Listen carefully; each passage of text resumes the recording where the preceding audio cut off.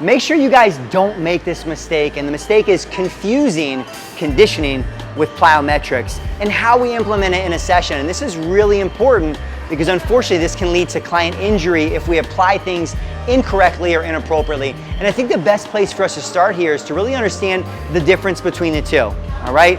Oftentimes where people get confused about how to use plyometrics is they feel like, man, Joe, I see my heart rate go up when I do box jumps.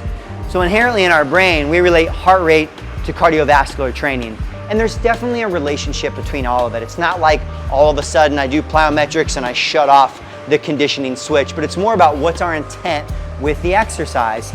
And as you guys have learned inside the NASM model, the OPT model, plyometrics, we're looking to train the stretch shortening cycle. Inherently with plyometrics, you're training the neurological system, you're training explosive capabilities, and you're even training the elastic elements of your tissues, right? So with that in mind, that's one reason why when we're truly training plyometrics, we train them with relatively low volumes. If you go back inside your material, guys, we're talking 1 to 10 repetitions, right? Kind of this power range for these exercises.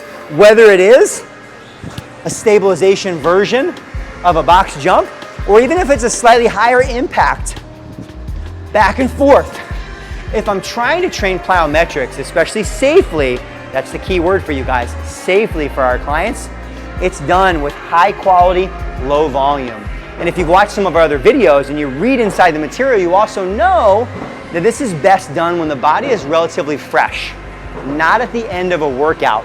And all of a sudden, some of you guys might be starting to make the connection here, because oftentimes what we'll find is we'll find exercises like what you guys just saw used as burnouts at the end of a training session.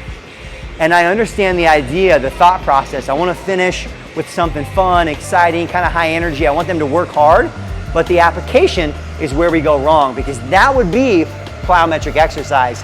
The difference between that and conditioning, now our intent is like, hey, I'm trying to challenge my energy systems. You know, we do have the ATP phosphocreatine, my immediate explosive, but generally for most clients at the end of our workout, we're looking to challenge the cardiovascular system in a way that's a little bit safer. So to give you guys an idea, inside the SAQ chapter, for example, right, speed, agility, quickness, a little different than plyometrics, they talk about how you can use still some fun athletic movements as conditioning, but if you really get down into it, the safety and the challenge of those movements is a little bit lower. So we do want to find ways to maybe bring in some conditioning, bring the heart rate up at the end of our session. But if you really hone in on the exercises that are in the plyometric chapter, ones like those box jumps, ones like our skaters, inherently, generally there's a decent amount of impact, right? The risk associated could be higher because we're really trying to work on that stretch shortening cycle versus the examples for conditioning even in your SAQ chapter, which talk about using more speed, agility, quickness exercises. Maybe I'm doing lateral shuffles for 20, 30 seconds.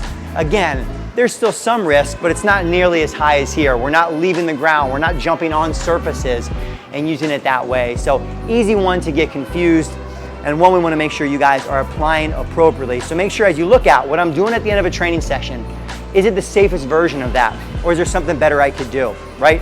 Instead of a box jump, if I have a client that still moves really well, they're pretty strong, maybe even a safer alternative because there's no impact, maybe something like a kettlebell swing could be a better choice.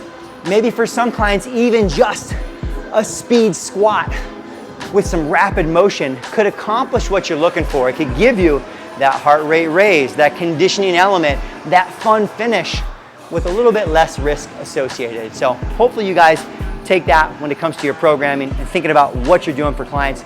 We want to create fun training sessions, but we want to keep them safe in the process.